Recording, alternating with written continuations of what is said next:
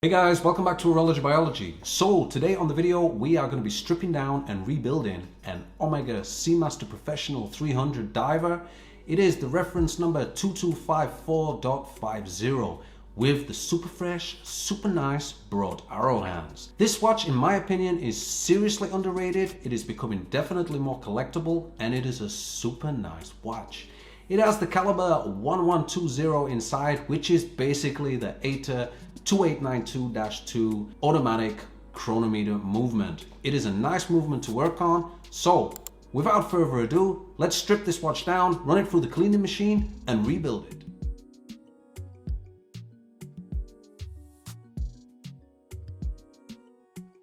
So it feels like a while since I've actually done one of these videos now. I mean, it's only been a few weeks, but time flies.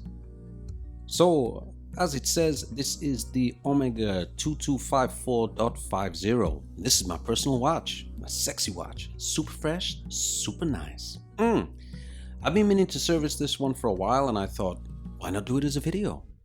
You know, it's probably the best thing to do so you guys can get to see exactly how it is. It is a really nice watch and it also makes a little bit of a change to work on something that's a bit more modern. Based on the serial number, I believe this is around 2012. I might be wrong, I'd need to double check that, but I think it's around then. So I've took the bracelet off, which is relatively easy, although my bracelet removal tool was too thick to get in there. I had to use a screwdriver against my better judgment. So I'll probably have to sharpen one of those later on. Just remove the case back and then we've got the little protective dust cover underneath as well. These are really nice and handy because you can see the dust that's already built up on that gasket, which is on the inside. So how it gets on there, I do not know. But look at the fluff, a lot of bush. It's a seriously bushy gasket. Not fresh, not cool. So thankfully it obviously comes off super easy, but it's not an old watch, so I didn't expect that it would be like rock solid or like disgusting tar. So that was pretty easy. Oh man, and guys, seriously, what a day. So if anybody saw the short that I did earlier on, depending on when you're watching this, of course, looks like my neighbors are having bathroom renovations. Not fresh, not cool. And the noise that was made, and I've probably got this going on all week. So I'm obviously doing this voiceover in the evening, seeing as the builders have gone home, but man, the drilling, it was like going through my soul. Not normal, not cool. So as you can see, it has got the automatic caliber, which is the Omega 1120. As I mentioned in the description, it's basically an ETA 2892-2. Omega obviously just put their stamp on it. They decorate the rotor, they decorate the movement, and they bring it up to their own standards. But the base movement is a 2892-2. Very nice movement indeed, very solid, used in many watches, and it runs really well. I've just removed the rotor and the automatic works before I am removing it from the case, and the reason being is that the rotor is actually unscrewed from underneath the automatic works, so you can't do it from the top, so it's the only way you can get it off. And then you can see the trainer wheel bridge underneath and the rest of the works. So like most movements, it's held in with 2 screws and 2 movement holder tabs, as you can see. Pop those out of the way and then I can remove that big henchy movement holder. Once that's done, I can take off the case and then you got the movement with the dial and the hands underneath.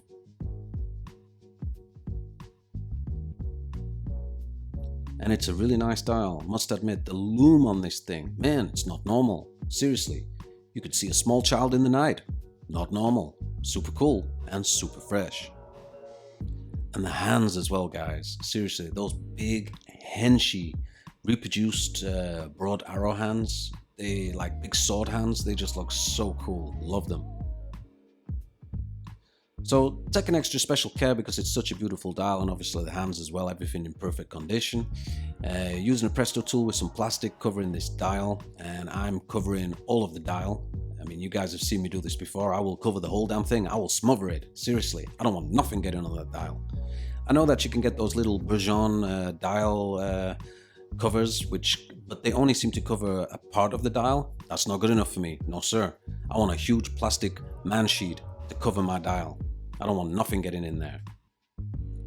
So On most automatic watches, you find that the dial feed screws are on the side, whereas this one, it's actually similar to like on some of the older chronographs, like the Valjoux 72, for example, and they're actually on the back of the movement. So similar design, they're just notched on one side so that you can turn it a little bit and then it'll free it basically, kind of like a little simple lock-in system. Once you've done that, you can basically just remove the dial. Very straightforward and works perfectly. I love the date wheel on this as well. It looks perfect with it being just all black so that when it's on the dial, it actually doesn't look like there's a date window there. I love the way that they kept it the exact same colors. So it actually draws your eye away from it rather than it being a focal attention spot. So I'm just releasing any power that's in the watch by pulling back on the click spring. If I'm honest, I do find the click springs on this, yeah, a little bit cheap. And to put it bluntly, there actually is no click. It's just a click spring. There is no click. You'll see later, but it's literally just a spring. That is what the click is.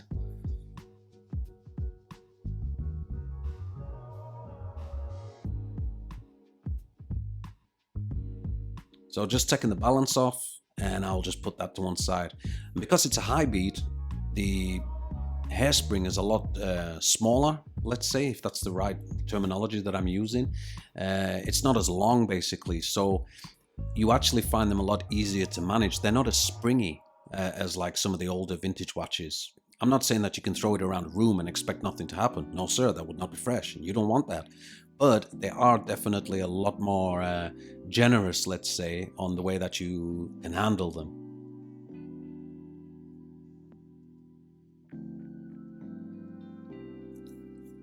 So now that that's off, I just want to basically tackle this automatic works.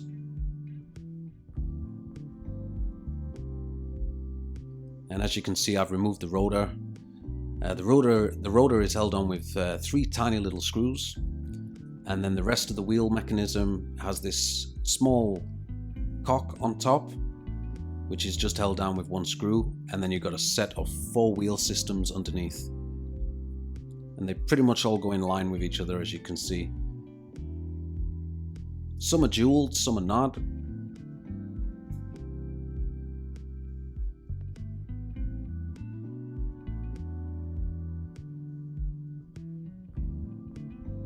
So now that that's out of the way, I can remove the pallets. So just removing the pallet cock. Again, it's a cock because it's just got 1 screw. And then you got the pallet forks underneath, which I'll also remove.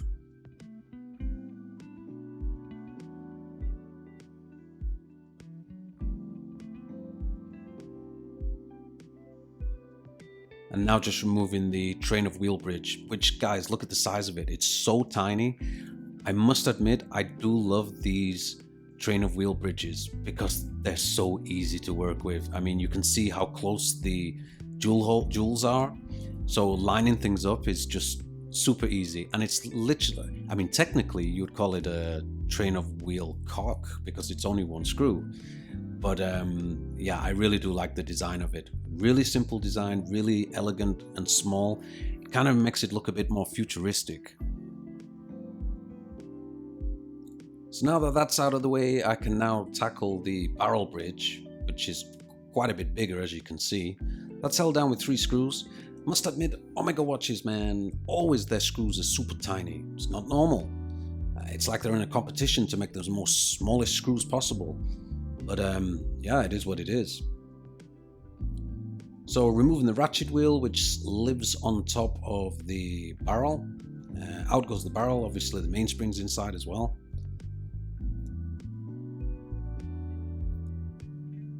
And that wheel actually has the cannon pinion built onto it.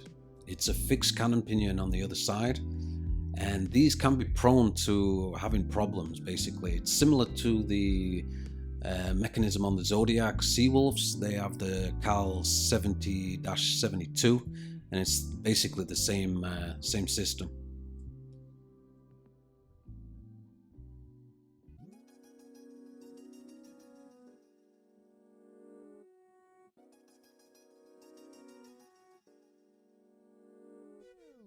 So as you can see there is literally just a click spring and not an actual click. No click inside. And that little piece there, that is the hack. So that tiny little piece of brass or copper, I'm not exactly sure what it's made out of, that basically is when you pull the crown all the way out and you want to set the time, the seconds hand will lock, because that will hit against the balance and basically stop the watch. And when you push it back in, it will obviously restart. It's quite a simple little piece of metal basically that lives on the sliding pinion. So when you're pulling it out, it basically angles it so that it hits against the balance and basically freezes the watch. So that you can obviously, with it being a chronometer, you can get an accurate bang on 60-second start for your time.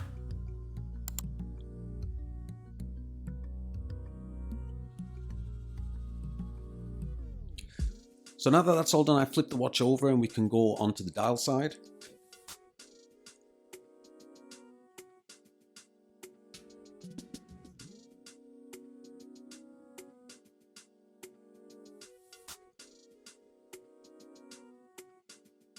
And there's 3 plates which are holding the date wheel in place basically. There's this larger one, and then you've got 2 smaller ones basically in a triangle formation, if you can imagine it like that.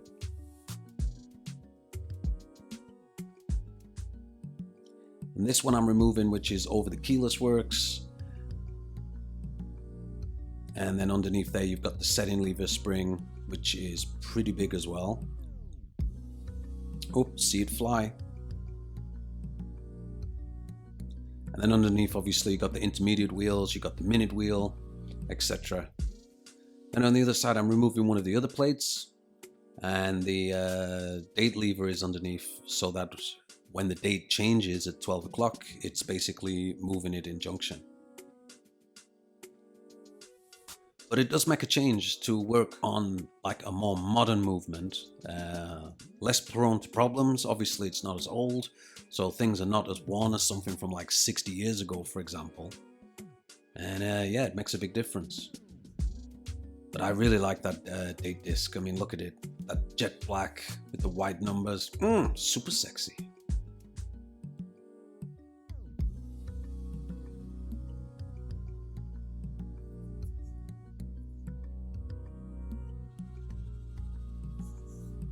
Oh, and while I mention it here as well, I want to give a nice, special, super fresh, super nice shout out to Robert, latest member of the Horology Biology crew, if that's the word I should use.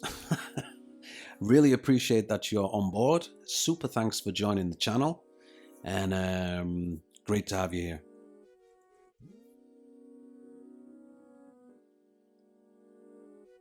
So just removing all of the wheels here, so the minute wheel, the intermediate wheels.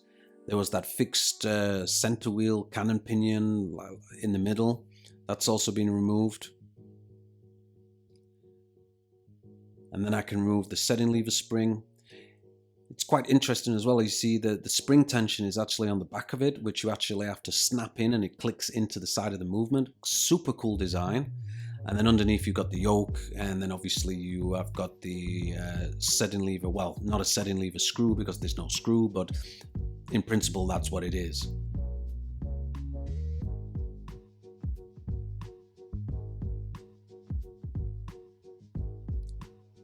So the movement has been completely stripped down, so I can put the balance back, but you can see what I mean. There's hardly any bounce to the spring. It doesn't drop, if you know what I mean. If you compare it to a lot of the older movements, the spring will hang really low. It's a lot more bouncy, and that's what I like about these hairsprings on the more modern watches with a high beat. They are definitely more forgiving. When it comes to dealing with watches, there's nothing nicer than being forgiven. Yes, sir. Super nice. I really like that.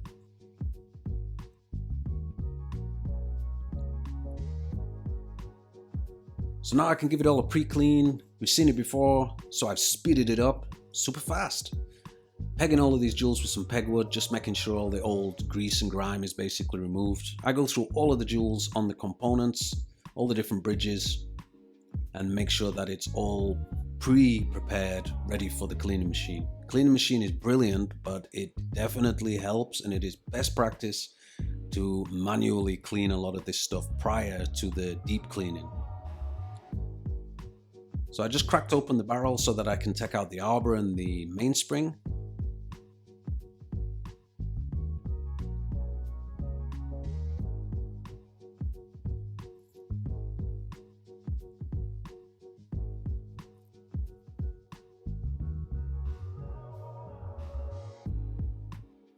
There we go. That's all out, ready to be cleaned.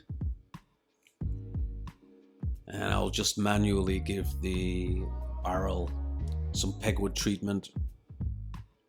Get some of that old chrono grease off, because there's definitely some present, and yeah, it's sticky stuff, so you really want to try and get that out of there before getting into the cleaner.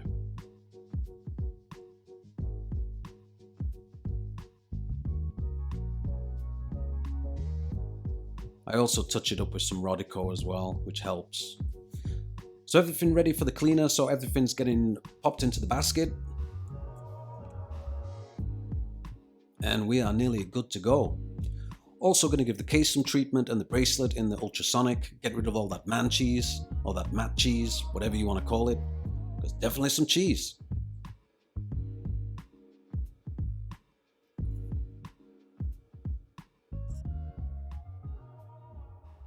Vintage watch specialists stock a diverse collection of hand-picked watches, including vintage, military, and modern pieces for both popular and micro brands. These guys have got new stock arriving every week and offer worldwide shipping and a 12-month warranty on all watches for your peace of mind. 12-month warranty, guys. Seriously, it doesn't get much better than that. Even I wouldn't give 12 months warranty. It's not normal, but it's super fresh. Get exclusive access to new stock by registering for their newsletter, which I will provide in a link in the description.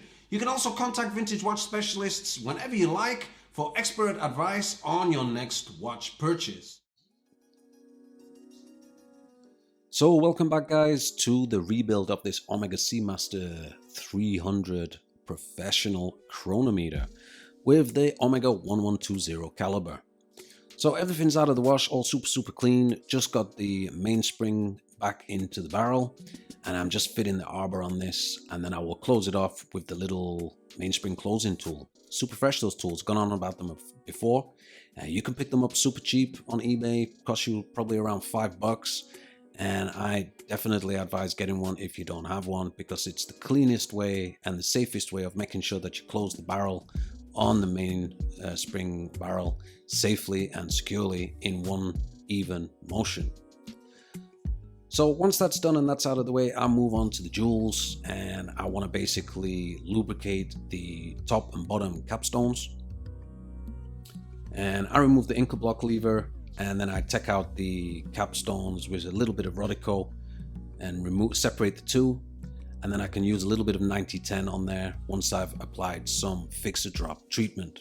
I always use a little bit of paper just to rub off the old oil and grease.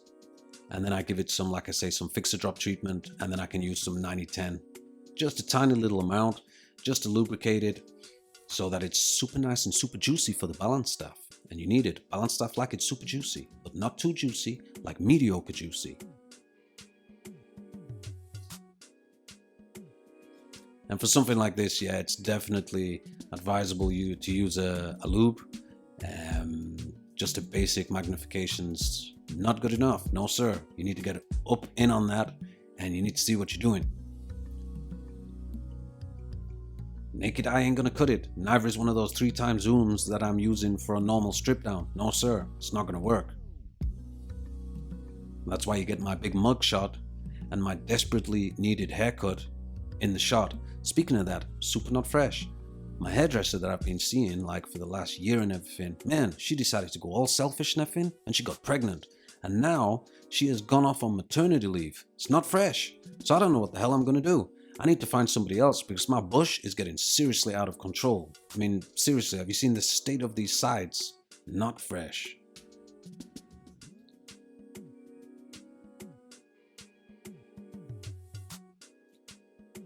So I've done that, and now I repeat the process basically on the bottom side as well. It's exactly the same procedure. It's just on the other side. Once that's done, I will remove the balance and then just put it away safely until the end.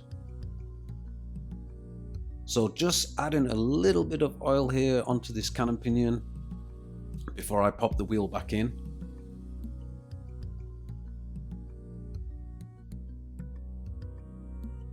That is also friction fit as well.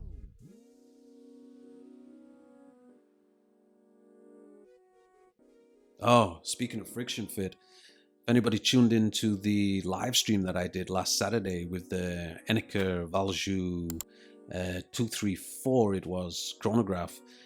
And when I was taking off that wheel and the damn thing split on me, well, I am happy to say that it was not broken at all. It also wasn't riveted. It literally was a two-piece friction fit piece. And basically, I think because it obviously was on that tight, that the friction, basically the friction part of it came away with the Presto tool. And I've never had that happen to me before, to the point where I didn't even actually know that these things were two-part piece. So basically, once I cleaned everything and I inspected it under the scope, and I could see straight away with the coloring of it and the way that it would come apart that it was actually friction fit. So I'm happy to say that just a simple case of putting it on the staking set and then just tapping it back in, and it's good as new. There's nothing wrong with it. But I was a little bit shocked at first when it happened, because I thought, how has this happened? It's never happened before, and super not fresh to happen in a live situation. But like most things with watches, it ends well in the end. Sometimes you just have to be a bit patient, but it ends. So that's the hack just popped in. You'll probably see in the video that the hack comes out a few times because it is basically something that just sits there on a very, very weak post. And when you've got the other bridges on, it holds it in place. So sometimes you might see it in the video, other times you might not, because it basically keeps falling out. And in the end, I just gave up with it until I needed to finally put it in its resting place.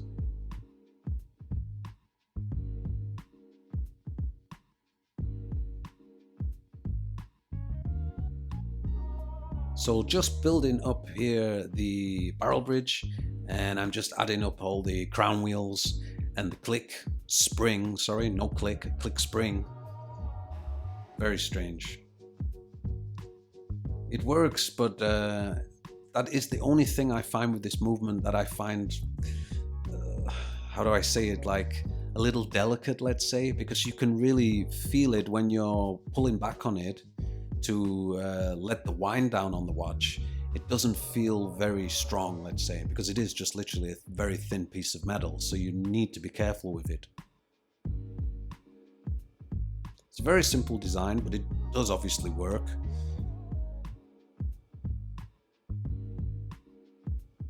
Can be a little bit fiddly putting this back together. You need to make sure that everything's lined up, and obviously the spring as well. And then you can put the plate back on, or the cock, sorry, and then just screw it down.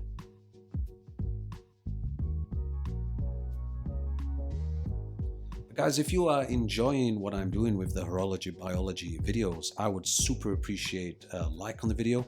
Feel free to drop me a comment in the comment section as well. If you could subscribe to my channel as well, by all means do, because then you're going to know exactly when I'm going to be dropping the next videos.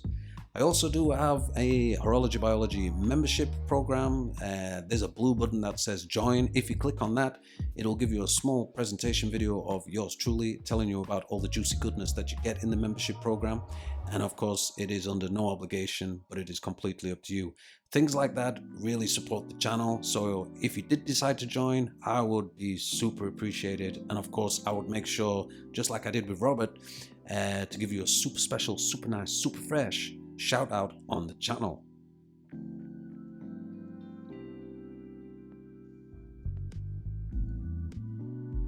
So that's the barrel bridge just going on. Just make sure that everything sits in correctly. It's not very hard to put that one on, I must admit. As long as you get everything lined up, it should be pretty straightforward, and then you can just screw it down. It's just always wise to make sure that you check that everything's engaging before you fully do screw things down. So before you're fully committed, just keep checking.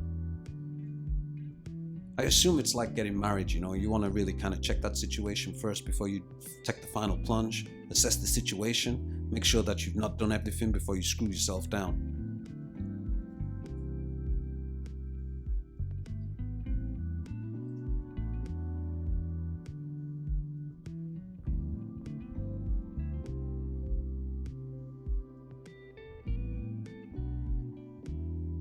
No, I know I went on about it a few minutes ago, but seriously, I'm not looking forward to the rest of the week. No sir, not fresh. Not with what's going on below me. Man, some next level drilling. Super, super, super loud. Oh man, I couldn't hear myself think this morning. It was insane.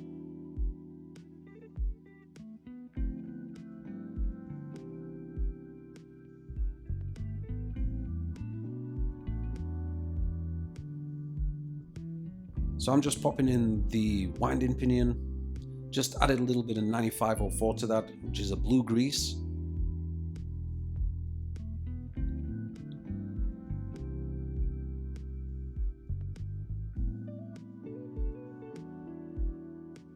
And the sliding pinion also, and then I can just pop in the winding stem with the crown on the end.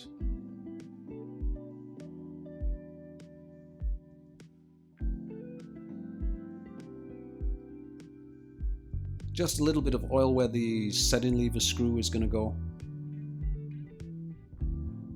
And like I mentioned before, that is not an actual screw, so to speak. It is a push version.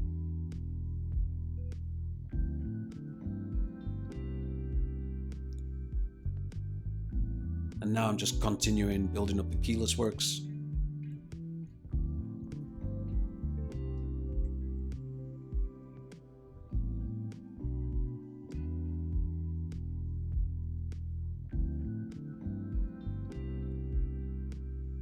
So this evening, from when this video has been made on the 17th of October, it is the final evening of the Horology Biology 1000 subscriber super fresh, super nice draw. So I'm going to go through the results of that later on this week, I should imagine, and it'll be interesting to find out which one of you guys have actually won a Horology Biology super fresh, super nice mug, and of course the top prize of a free watch service. But I really appreciate everybody that dropped a comment in regards to that. There were quite a lot of comments, more than what I expected, and that's really nice and positive to see, so many thanks for that.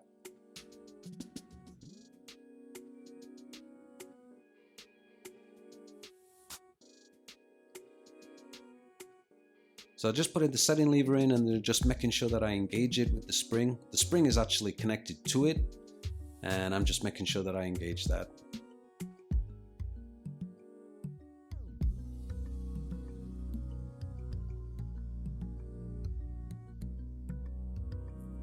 And it's funny as well because, you know, that's the thing when you work on watches. I didn't actually engage this fully properly. What happened was later on when I was working on the watch and I was finding, why is the watch not winding? And the problem, what happened was, is I'd not fully set, you probably don't even notice it in the video with what you've just seen, but I didn't actually fully set the spring over the yoke. So when I pushed the crown in, it didn't set it back properly. So things like that are obviously important to check, but regardless, when you're working on it, you're going to come across these kind of trouble points anyway. So it's always nice to kind of know what to look out for and what to identify in regards to a potential problem or potential situation. So on goes the minute wheel, and then I will fit the smaller intermediate wheels.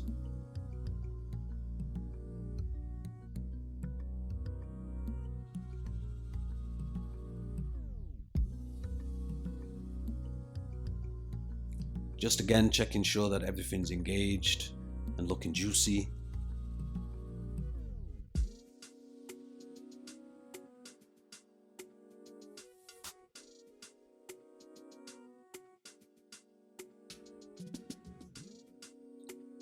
And then of course, last but not least, this little quick set date intermediate wheel.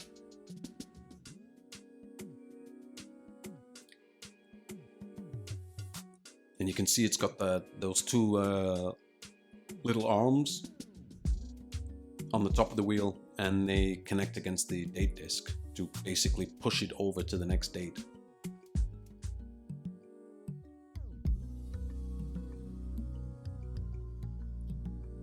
So a little D5 on the posts. Sorry, I should have said as well on the other posts where the minute wheel and the intermediate wheels are, a little amount of D5 on those as well.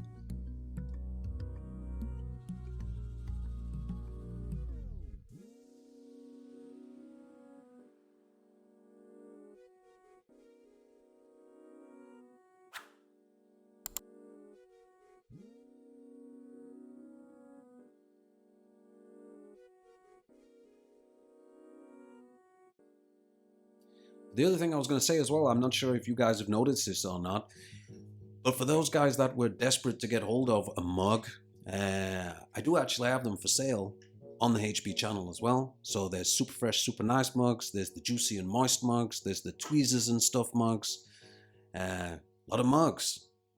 And they're all available on the shopping page of the HB channel as well. So if you don't win a mug, if you're not lucky enough to win one, then you do have the option of being able to purchase one if you really wanted to. So I'm just making sure that the date disc is being armed, and then I can put the little plate over it, which basically keeps the lever in check, because obviously I don't want that to spring out anywhere. Always wise to hold things down this with a little bit of pegwood until you get your screw in place, because they do have a tendency of springing around, and you don't want that, no sir.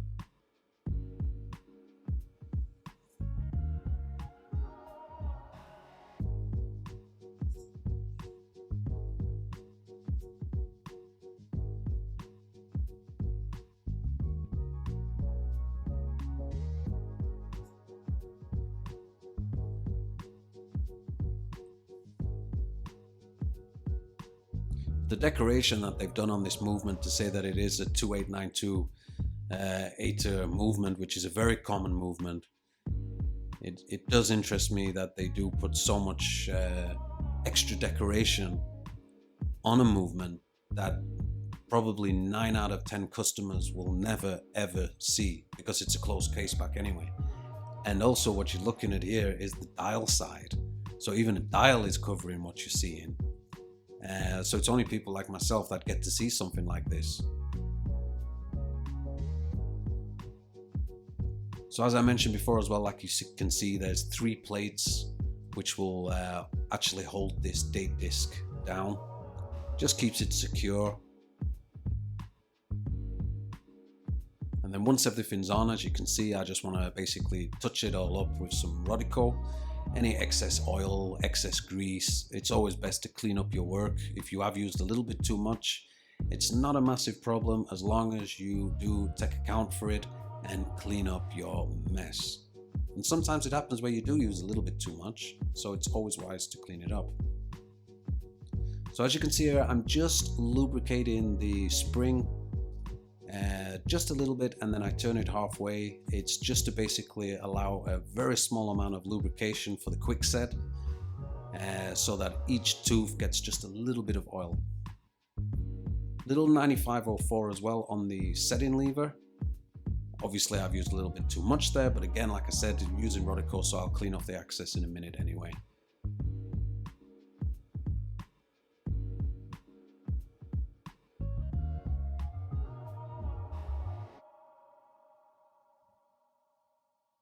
So back over to the dial side, and now I can build up the train of wheels. So putting in the escape wheel, and the 3rd and 4th.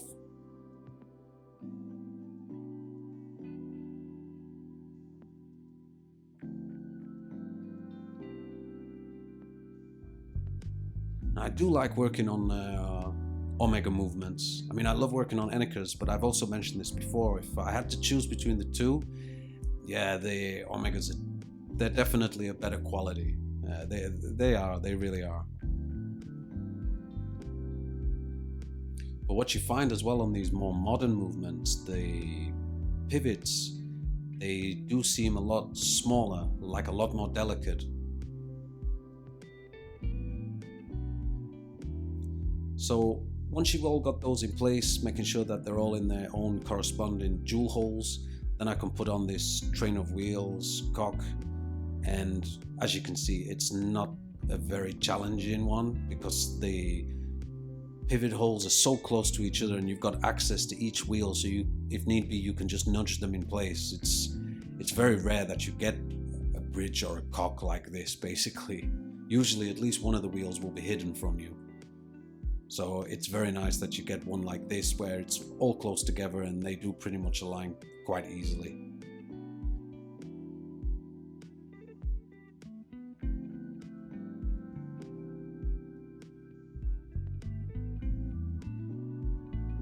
And that's just held in with just the one screw.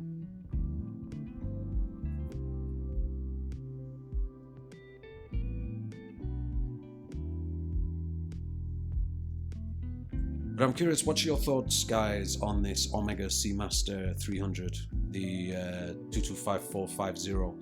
Me personally, I've owned it for a while and I find these super underrated. I've started to notice that they are gaining a lot more traction in regards to price and popularity, and I think people are starting to take quite a bit more notice to them. I think for me, it's all about the hands.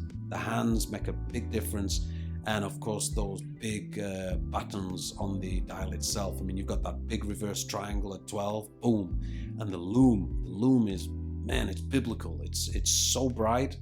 It really is nice because they're so big. The markers, it uses such a large amount of loom, and it just pops so well. And of course you got the wave dial, all in black as well, with like a little bit of gray transparency. Such a nice watch. And of course the other thing that I need to mention is the case as well. It's a big case, like I think it's 41mm, but the thickness is actually quite thin. With the type of movement it's using, it's not a very thick case, so it can go under a shirt as well quite easily and not like bulk out and look ridiculous, like you're trying to hide something. No sir. I'm not saying it's a dress watch, not at all, but you can definitely pull it off with a shirt. So moving on to the pallets and just using a bit of fixer-drop treatment. And then I will blow those off. And then I also use a little bit of wood just to basically take off the fixer-drop off of the pivots from the pallet. It's just to remove any friction as much as I can. And then I can pop it into the movement. Now I do always oil the exit jewel. I do it off camera because it's very, very small, tight area to work with, and it's the best way to do it is under a microscope because there's no room for error.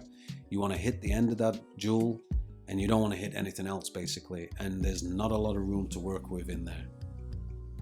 I mean, you're so close to the pallet cock, you're so close to the escape wheel teeth, and you're aiming for this exit jewel and that's it, and the end of it as well.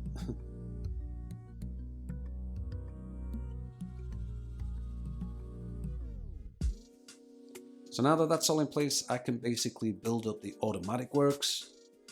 So D5 on the posts, and then I will just build them up. And as you can see, it just runs in a train like of 4 wheels, and there's a reversing wheel in there as well.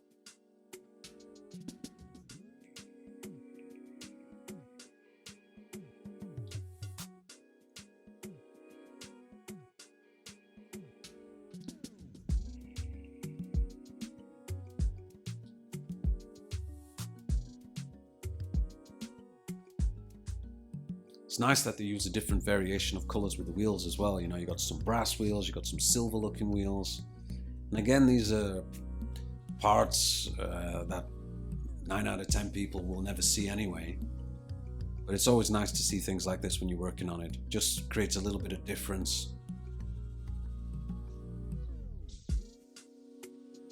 So just making sure that they're engaged and that they're sat in their correct places, whether it's a jewel or whether it's on a post. And then I can put this little cock on top, and then that's held down with just the 1 screw. It does have an additional little post on it as well, so it kind of uses it as, because there's another wheel which will connect to the rotor, which goes on the other side, which you'll see in a moment.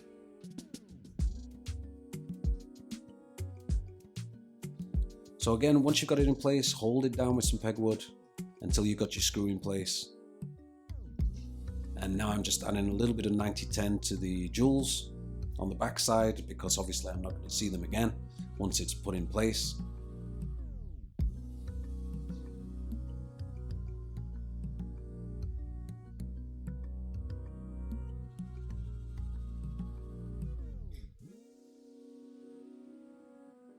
And I really like this Bergeron Euler case that I got. Picked it up a few weeks ago at a watch fair. It was a good price, nice vintage one, and it works super nice. I'm really happy with it. Got all my oils close together, super fresh. So here's the rotor going on, and it's just held on with 3 little tiny screws, probably the smallest ones on the watch.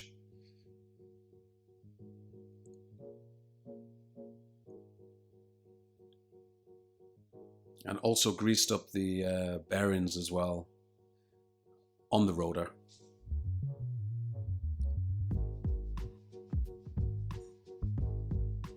So now I can just pop this onto the movement.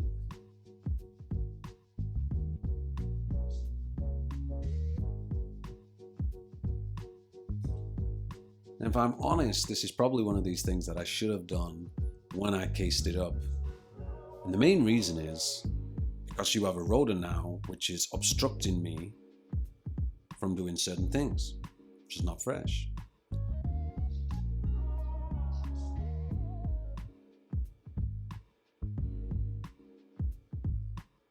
But I am not a certified Omega technician, and neither do I get paid as being one.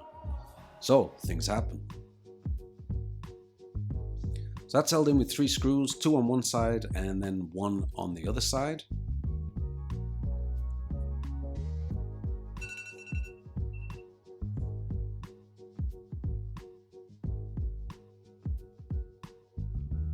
And again, just make sure that everything's engaged nicely before you screw everything down. You want to make sure that the wheels under the other side are basically connecting with each other, that there's no obstructions and everything's smooth. And the easiest way to do that is just basically give the crown a wind and you will feel that everything will engage nicely. So a little 90-10 to the joules.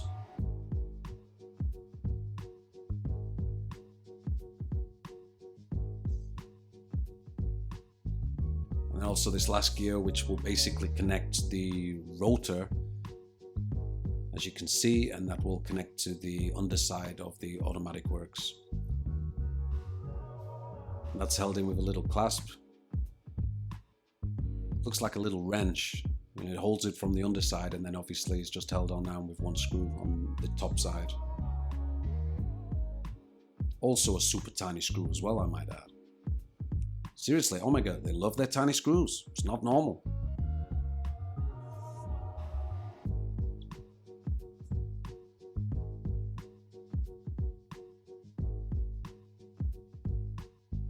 And last but not least, we can put on the balance. Let this watch fire up.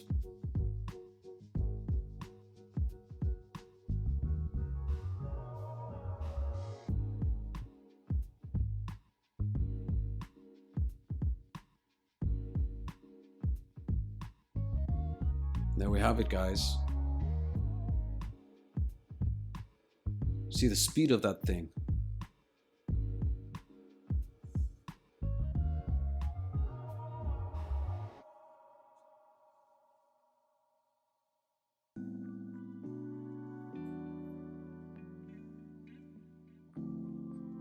So just flipping the movement over for the last time, little D5 on the post, on that fixed cannon pinion post, and then I can put on the dial. Of course, first the hour wheel, it would help. And the dial washer is fixed onto that as well. Just making sure it's engaged. Now I can put on the dial. That super juicy dial with those black waves. There, you see what I mean about the date window. I love it how it basically doesn't take the focus away from the dial. The way that it's black on black. So now that that's done, I can fit these nice hands using the Horotech tool, which is a really nice, secure way of fitting hands. It will keep it very flat, not bend your hands, and keep them pressed down in a proper manner.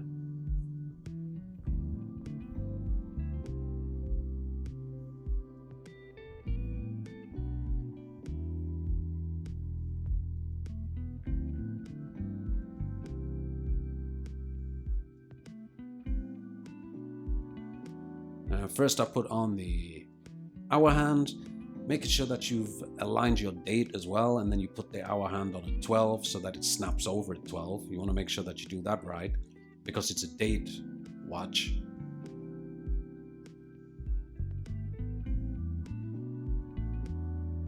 And then you just repeat the process with the minute hand. But seriously, I'm seriously in love with these hands. These hands, they're just so big and bold, and of course fully loomed as well. So when you see this watch at night, man, it's so bright, just looks awesome.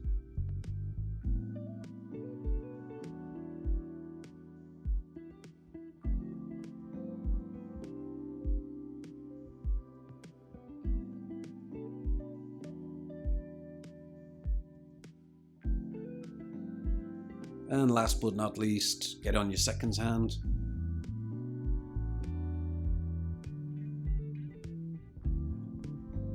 Making sure that you got aligned it correctly. And also, like I said as well, as you do in your hands, make sure that you keep checking it as well so that no hands are touching each other. Everything needs to be independently free. Otherwise, the watch will stop, it will cause problems, and you don't want that. No, sir.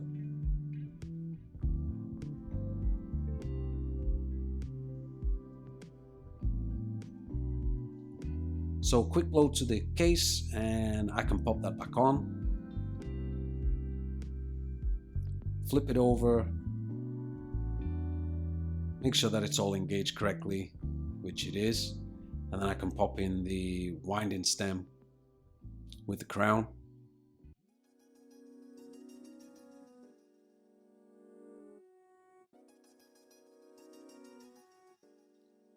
So just putting it in with those two movement holder screws with those long tabs.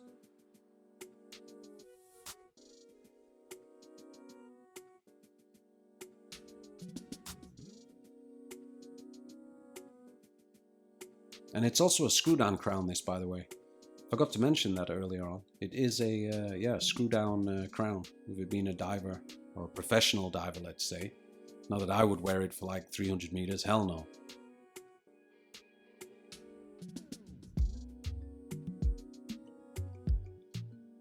Movement looking super clean, super fresh, super nice.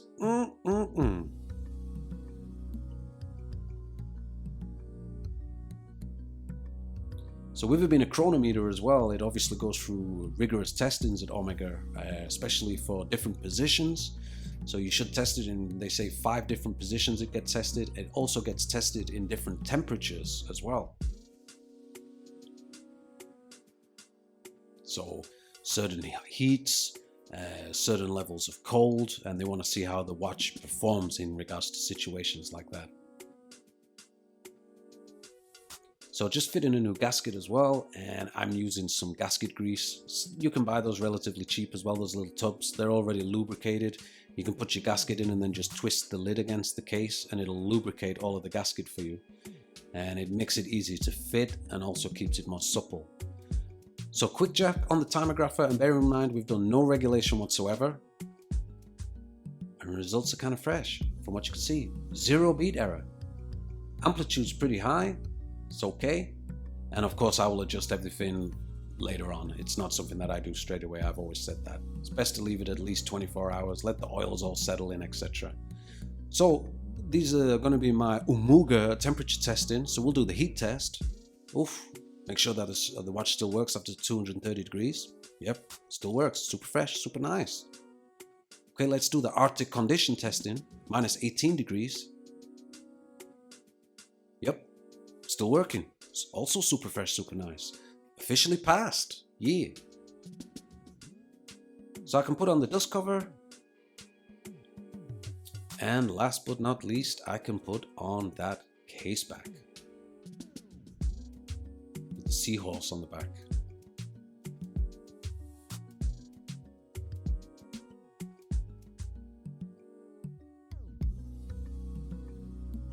And of course, fit that nice original bracelet. Really nice bracelet as well, very comfortable on the wrist, good size.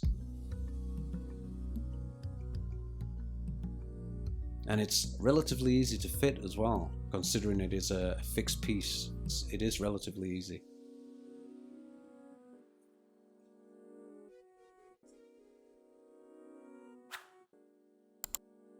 So guys, feel free to subscribe to my channel if you like what I'm doing. I would super appreciate it. Hit a like on this video and leave me a comment if you feel fit. And there we have it, guys, the Omega Seamaster 300 chronometer with the caliber 1120, reference 2254.50, with those super fresh, super nice broad arrow sword hands.